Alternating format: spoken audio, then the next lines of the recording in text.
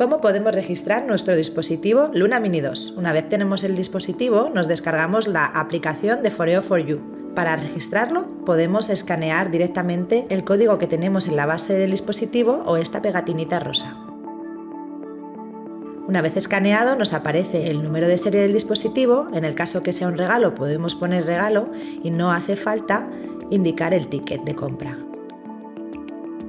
Si tenemos el ticket de compra, podemos hacer una foto y se sube a la aplicación. De esta forma ya dejamos registrado nuestro dispositivo Luna Mini 2 y comienza nuestra garantía de producto. Podemos entrar en el perfil de Luna Mini 2 y podemos ver el modo de uso.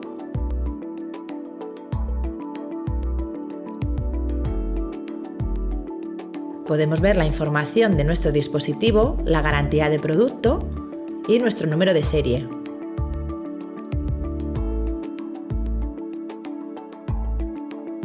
También tenemos una pestaña en la que podemos ver los cuidados de nuestro dispositivo. Ya tenemos nuestro dispositivo registrado en la aplicación de Foreo y ya está listo para utilizarlo.